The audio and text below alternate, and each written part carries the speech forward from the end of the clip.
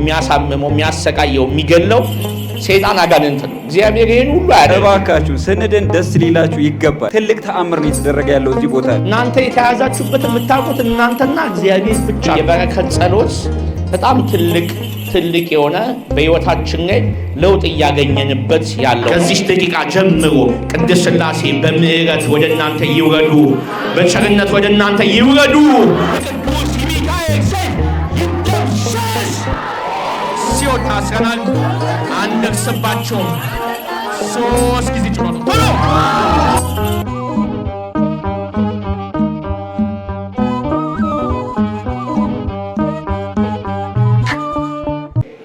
ምንድነው?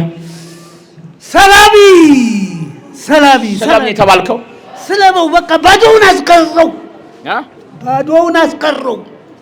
ባዶ አርግ ነው የተባልከው። ባዶ አርግ ግደለው። መግደል አልቻልኩም። አንድ አለ ፈረሰኛ ያዘኝ። ስንት ዓመት ነው ከተመተት? ያዘኝ። አሁን 35 ዓመት የሆነኝ ከተመተት። አዎ 35 አግኖረም እኮ አንተ 35 ዓመት ነው የሰለብከው? አዎ ሰለብኩት። ባዶውን ከሰላቢ ጋር እንኳን 35 ዓመት እኮ 35 ደቂቃ መቀመጥ በጣም ከባድ ነው። ምን ወሰድክበት? 35 ዓመት ውስጥ እንደሱ ሰራተኛ የለም። ጎበዝ ነው። ልጆቹን ያለብሳል፣ ልጆቹን ያበላል፣ ያጠጣል። በቃ ቀናው ያብላ ያጠጣ። ምን ችግር አለው? ቀናው ምቀኝነት ነው። አዎ ምቀኛ ስለ አይነ ጥላ ሰላቢ ቡዲያ። እስኪ ምን ወሰድክበት እስከዛሬ? ምንም የቀረኝ ነገር የለም። ለመግደል ነበረ፣ መግደል አልቻልኩም። ሌላውን ሁሉ ገንዘብ እኮ ባትገለውም እኮ በቁም እኮ ገለዋል። በቃ እኛ የምንፈልገው መከራተት ነው፣ እንድንከራተት ነው የምንፈልገው። አንከራተትኩት። በቃ ብቻውን አስቀረው። ልጆቹ ሁሉ ጠልተውት ብቻውን ነው ያለው። ጠሉት፣ ሄዱ። የሉም። ሚስቱም ምኑም ጥለውት ሄደው በቃ የሉም። ለምን? በቃ አጣ። ምን ያብላቸው? ገንዘቡን ወሰድክ? ገንዘቡን ቤት ነበረ፣ ቤት ፈረሰ። ቤቱን አፈረስክ? ትዳሩን አፈረስክ? አዎ። ልጆቹን በተንክ? አዎ። ሰላቢ ገንዘብ ብቻ እኮ አይደለም የሚወስደው። ገንዘብ ብቻ አይደለም፣ ያለህን ነገር ነው የሚወስደው። ትዳርም ካለ ትዳርን ይወስዳል። ልጆችም ካለ ልጆችን ይወስድብሃል። ባዶ ነው የሚያደርጉ። ሰላቢ ማለት ባዶ አድርግ የሚባል መንፈስ ነው። ባዶ የሚያደርግ መንፈስ ነው። ገንዘብ ብቻ የሚወስድ የሚመስለው ሰው አለ። ሰላቢ ሁሉን ነገር ነው የሚወስደው። ግን እንዴት አትነቃም ነው ጉዳዩ። እንዴት አንነቃም? ባዶ እያደረገ እንዴት አንነቃም? እንዳንነቃ እንዴት እንደዚህ እንዴት እንተኛለን? 30 ዓመት 20 ዓመት 10 ዓመት ከሰላቢ ጋር እዛው ስንረግጥ እንዴት አይገባንም? መንፈስ መሆኑ እንዴት አይገባንም? መተት መሆኑ እንዴት አይገባንም? እዛው ስንረግጥ በማራር ገና በላ ነው እንዴ። መንቃት አለብን እኮ ወገኖቼ። አሁን እዚህ ጋር መጥቶ አንዳንዱ ጋር ይነቃ ይችላል። ይደምሰስ ሲባል ምን እንደሆነ የማይገባው አለ። ይውጣ ሲባል የማይረዳ አለ። ንቃ እንጂ። እኔ ይደምሰስ የጎሮ እስኪዘጋ ይደምሰስ ያልኩት እኮ የእናንተ እያንዳንዱ ነገራችሁን ያዘባችሁ መንፈስ እኮ እንዲደመሰስ ነው፣ እንዲወጣ ነው። እኔ እንዲህ ከደከምኩላችሁ እናንተ ራሳችሁ በጣም በብዙ ሁኔታ መድከም አለባችሁ። ምንድነው? በመድከም ነው። ሰይጣን የሚወጣው በመድከም ነው። እናንተ ቤታችሁ ናችሁ በመቁጠራ እንደዚህ ነው መቀጥቀጥ ያለባችሁ። አሁን የሰማችሁትን በሙሉ እንዴት ነው ውጣ የተባለው? እንዴት ነው ተይዛግ የተባለው? እንዴት ነው ይደምሰስ የተባለው? እናንተ በቤታችሁ ያንን አድርጉ። ትምህርት ነው እየተሰጣችሁ ያለው። ትምህርቱ ደግሞ በተግባር የተገለጠ ነው።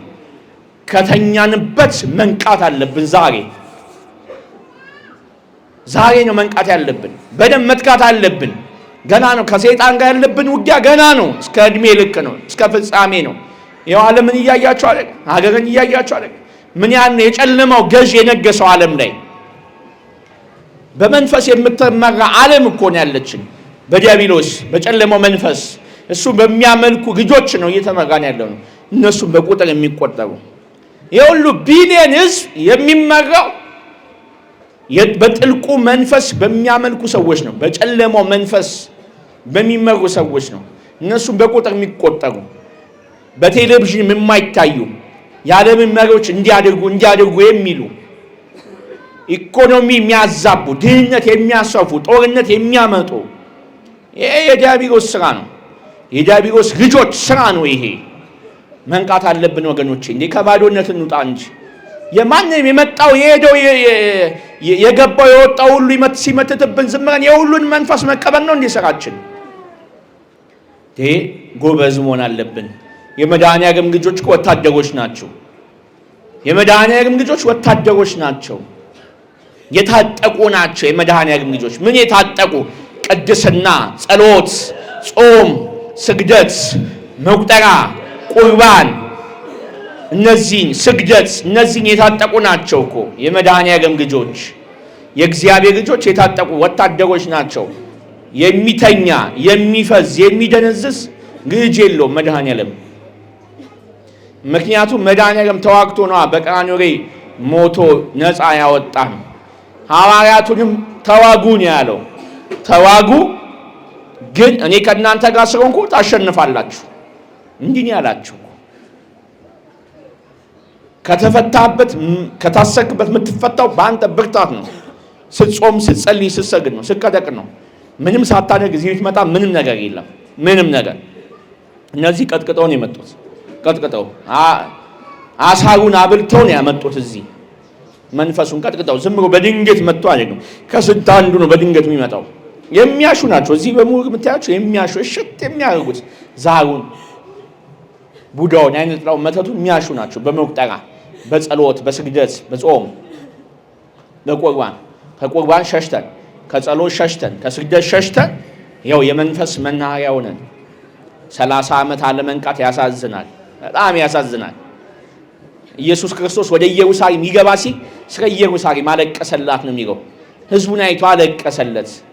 እረኛ እንደሌላቸው በጎች ሆኖ ሲቅበዘበዙ አየ። መንፈስ ይዟቸው ታስረው አየ። አለቀሰላቸው ነው የሚለው። ለራሳችን እናልቅስ ወገኖቼ። አጠቃላይ ስንት ናችሁ? 5 ነበርና አሁን ብዙ በስተናል። በስታችኋል። ቡዳውም አለክ። ቡዳ ያለን አይነ ጥላውም አለ። አይነ ጥላለን ዛሩም አለ። ዛር እኛ እናውቅም። ስለዚህ ሶስታችሁ ናችሁ። ስንት ሰው ነው የመተተበት? ወደ 5-6 ናቸው። እሺ ተንበከክ። አፍልጡ። ከሰውነቱ ውጡ። አፍሌ በሙሉ ከውስጥ ጀምሮ ቧጥኝ ወጡ። አይነ ጥላው፣ ቡዳው፣ ምቀኛው፣ መተቱ፣ ሰላቢው አፍሬ እጅ ወደ ላይ በቅድስት ሥላሴ ስም ሁላችንም ሰላቢ መተት ድግምት የምቀኛ መንፈስ ቡዳ አይነ ጥላ ሕይወቱን ለቀን ዘመኑን ለቀን ወደ ሲኦል እንገባለን። በመድኃኒዓለም በኢየሱስ ክርስቶስ ስም ሁለተኛ እንደርስበትም። ሲኦል ታስረናል። በቅድስት ድንግል ማርያም ስም በቅዱስ ሚካኤል ስም በቅዱስ ገብርኤል ስም ሁለተኛ እንደርስበትም። በመድኃኒዓለም በኢየሱስ ክርስቶስ ስም ፈተነዋል። 3 ጊዜ ጩኸት ነው። ቶሎ በአብ ወልድ መንፈስ ቅዱስ ስም እንዳትደርሱበት ውጣ። እግዚአብሔር ይገሥጻችሁ።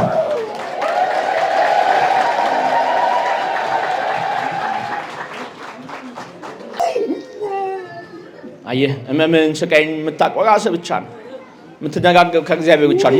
ማንም አይረዳም። የገዛ ሚስት፣ የገዛ ባል፣ የገዛ ልጆች የማይረዱ። እመምን የምታውቀው አንተ፣ መታሰርን የምታውቀው አንተ። በእመምና በመታሰርም እኮ የሚቀልድብን ያለው እዚህ ምን መንፈስ ታስጫላችሁ? ለምንድን ነው መንፈስ የምታስወጡት? ለምን በመቁጠሪያ ተቀጠቀጣላችሁ? እያለ የሚቀልዳለ።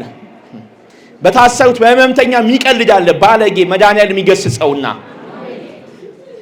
እዚህ ሰው ተመችቶት አይደለም የሚመጣው። እዚህ ተመችቶት አይደለም የምንመጣው።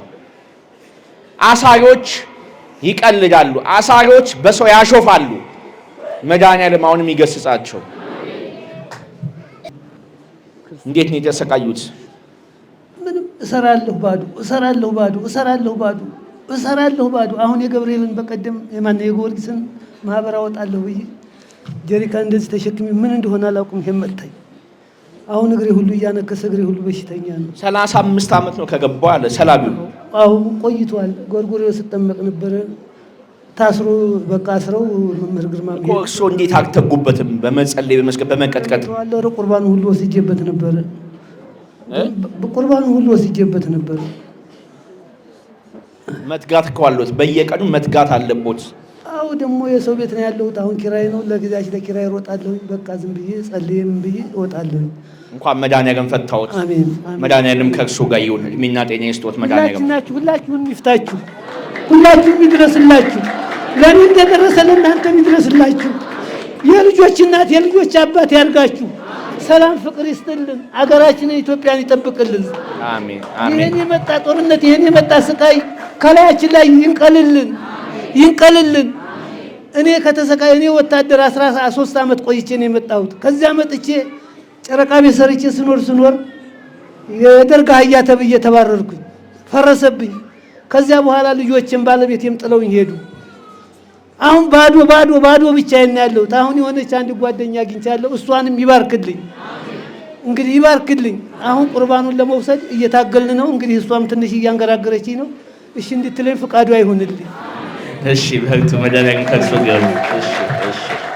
እሺ ናንተ